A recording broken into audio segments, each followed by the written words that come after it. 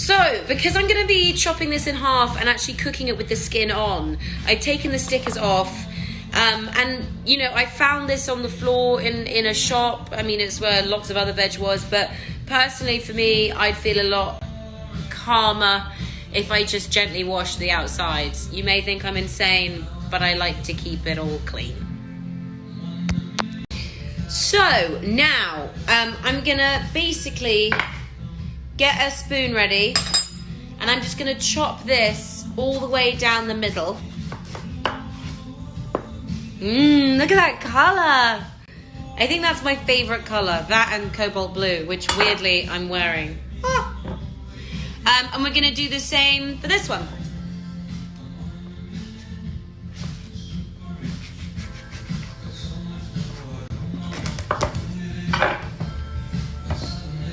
Beautiful. I got sticky hands. I got to turn you off. Sorry. I did the hair up because it was getting in the way. Okay, so now we're going to get a spoon and we're just going to scoop that out. Unless you have a garden or you have chickens, I'd say get rid of those seeds. If you have chickens or you have animals that would like to eat them, or maybe you want to plant them, keep them. They're exactly the same seeds that you'd buy in a garden shop. But yeah, this is fun and sticky, so I'll see you in a bit. I'm sorry, I keep on losing videos because my screen goes blank. So we're going to chop these, I'd say about 1 inch thick. And to make it easier so that it's not rocking around, you're going to turn it over on the flat side. And then you can really put your weight into it. These are quite hard vegetables. Maybe I'm cooking them a bit too early, but they smell really good. So that's that one.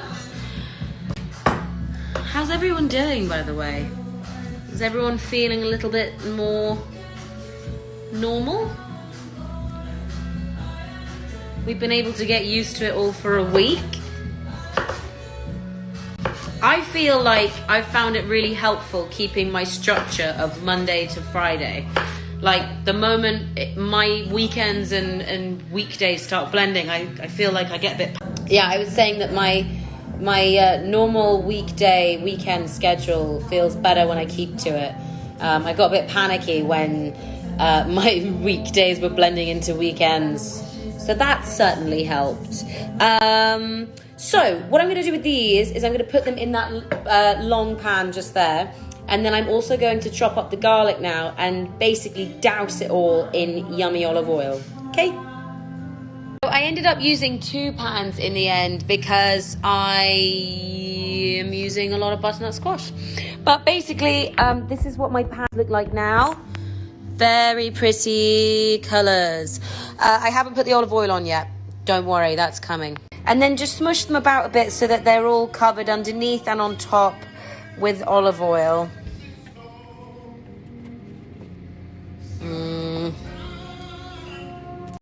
I don't know about you, but I love garlic. Love it. Like, I don't mind garlic breath. You could have eaten a whole garlic clove. It doesn't do anything to me. I love it. It's actually more like perfume. So I'm going to use quite a lot of garlic. But for this portion, these aren't going to be diced up. They're not going to be chopped up fine at all. They are going to be halved. Halved? Does that make sense? I'm just going to basically chop them in half once with the skin still on. I always remember watching Jamie Oliver's shows, and all of his garlic would just look so tasty, and he wouldn't even chop it properly. He would like just chop that in half and put it amongst the vegetables, and it would look like the most amazing thing ever. So maybe this is a steal from him. Thanks, Jamie Oliver. So I just peppered and I salted my butternut squash. Those are all the halved little garlicky thingies hidden in amongst there.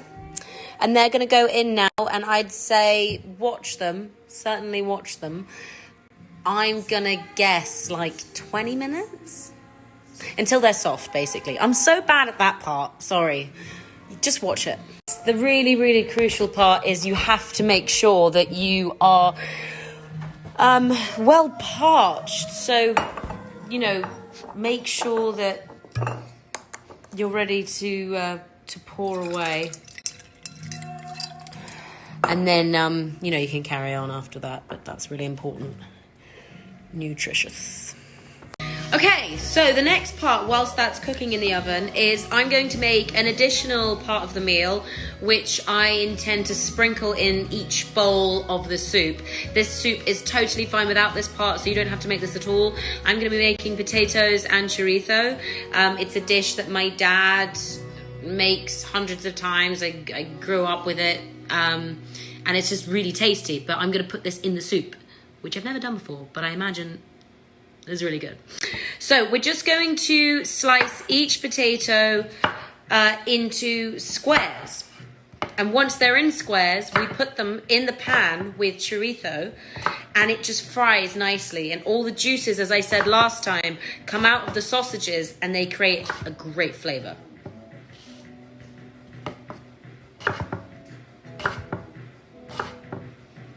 Yeah. So this is what my potatoes look like. As I said, they're little squares, and I've kept the skin on because I don't mind the skin on this dish. It's actually quite tasty. You can take it off if you want to. Next, I'm going to be chopping my sausage. It's my favorite bit because I get fed. Yay!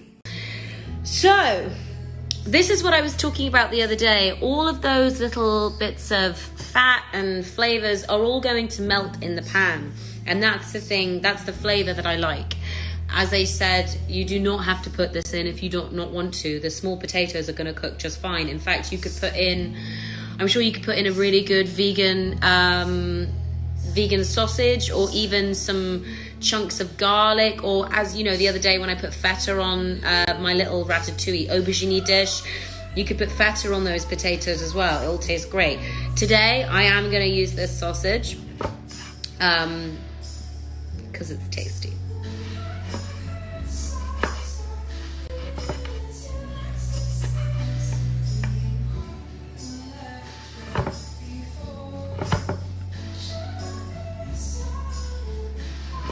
Into little... This is what my... Hang on. I've got a dog trying to have his dinner. This is what my butternut squashes look like so far. How many minutes has that been, guys? I probably should have been on top of it. They still look like they have some time to go. And that's the sausage. I put a little bit of dried rosemary on it just because I thought that could get it tasting extra sexy. Okay, so my potatoes and chorizo is cooking along nicely. This is what it looks like. I just put a little bit of oil on there so that it could get the whole thing going. Next, I chopped up some onions, which I intend to put in there too. And those are the garlics for in a minute. Guys, those potatoes look...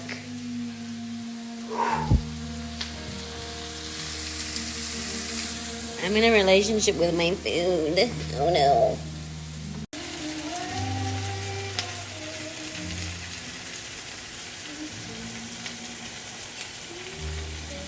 I think it's important to also note that it's not scary to hear quite an aggressive crackling when making these potatoes. So when I stir it around, it's going to really make some noise, and I like that because they're ever so slowly getting nice and browned. Oh, fogging up the camera. So I've just taken my butternut squash out of the oven just to have a little check. I was probably wrong with the timing that I told you all, but I'd say until it gets to, that lovely brown that you see there, and what you want to be able to do, I know this is a sharp knife, but it needs to be able to softly go in, just like that. Ever so softly go into the center. If it's still crunchy, pop them back in the oven. But right now, that is, I think, perfect. I'm going to leave them for just maybe 2 more minutes in the oven whilst I turn the oven off so that they can get a little bit extra. Yeah, that's what's happening right now. So the thing that you can be doing whilst you're waiting for your potatoes to finish, they're still going nicely. I'm actually just going to turn it down a little bit so they don't start burning. The butternut squash, I'd say, have 2 more minutes. I like my butternut squash soup quite spicy. Not like blow your head off spicy, but I do like a little bit of heat there, and especially with, you know, wanting to feel cozy and with the world feeling weird, a hot soup is always better when it gives you a little bit of snivels. I feel like that anyway. If not, you don't need to put it in. You're totally fine. So grab your knife. I'm going to take the seeds out so it's not painfully spicy. What chilies do I have here? I have serrano, fresh peppers. Any chili, just put any chili in. I mean, you could have even roasted some red chilies in. That would have been tasty. I'll do that next time.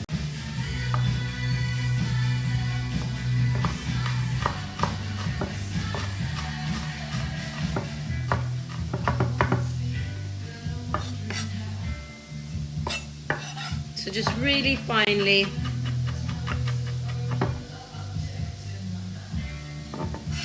chop up those chilies.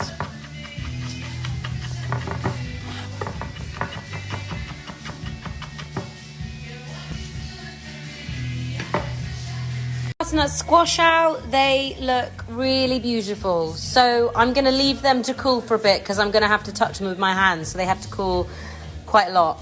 And these are my lovely potatoes and sausage, and they are getting so nice and golden.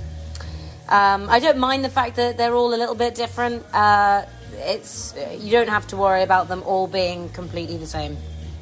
So now I'm on to my garlics. I've chopped all my chili and I've left them on the corner of the board. I've peeled my garlics and I intend to put a little bit on my potatoes and a little bit of the fresh garlic in my butternut squash soup. All of those garlics that I chopped up before and I put in the pan, I'm going to take them now out of the shells when I'm ready, when that's cooled down, and they're going to go in with the soup as well. So don't worry, we're not going to waste anything. Lots of my recipes are all to do with, well, they're not my recipes. I've copied them off someone, or I've pretended they're mine and them actually my parents. But yeah, lots of the things that I will always be cooking, I'm always trying. It cut me off. I was going to say, I think it's really important to use all the things that were originally going to be wasted. Also makes it extra tasty.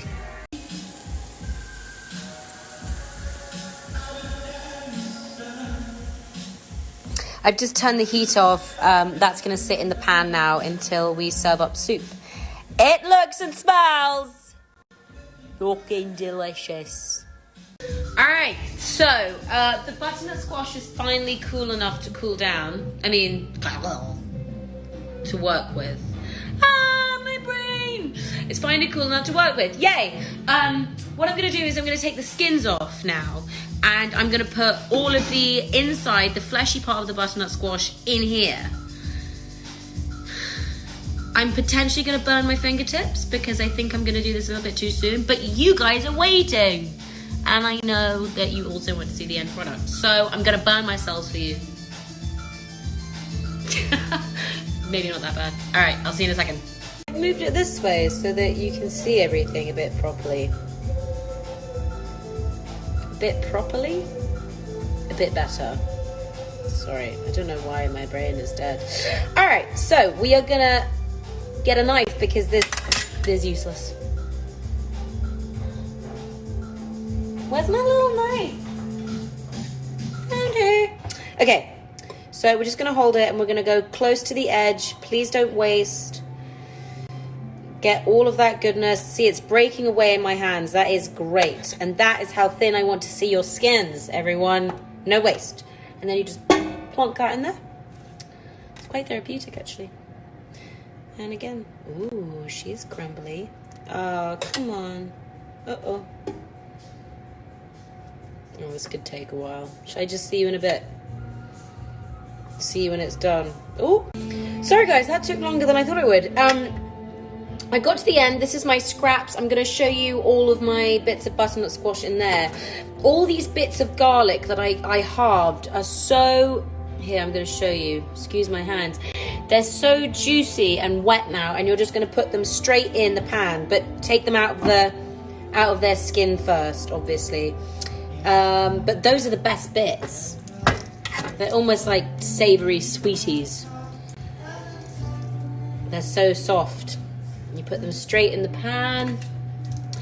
So something that I'm going to do also to help the kind of blending process, either you can put these in a blender or you can use the hand blenders. I'm going to use the hand blender today. There we go.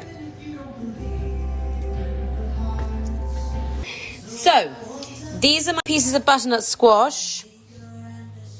And what I'm going to do now is I'm going to fill up a jug with some vegetable stock, and that's just going to help keep that really nice and loose when I'm blending it, so it's not too tough for the blender to get through. The vegetable stock will obviously also add really lovely flavor, and it's not gonna take over our flavors that we've made here. Okay. All right, so I've melted my vegetable stock in here, and I've just, there's a floater. Any other pieces, just squash it with the back of a wooden spoon so that it's all melted.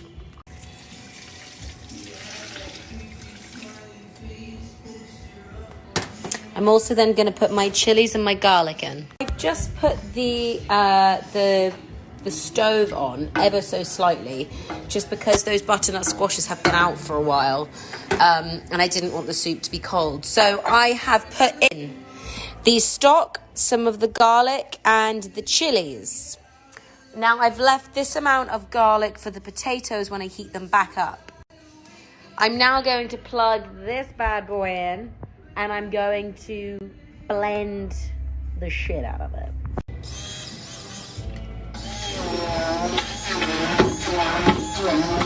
There's such a satisfying sound. If you have a big blender, you can put all of the butternut squash in there. That's something that we haven't quite added to the kitchen yet. Also, this is a bit easier. Maybe I should have done it in the big blender. I haven't. I just put it in here. And because of the liquid that I put in, it's making it really helpful to blend down. So I want it completely smooth. If you want bits in it, then obviously don't blend it to complete smooth, but I like it smooth. So that's what I'm gonna do.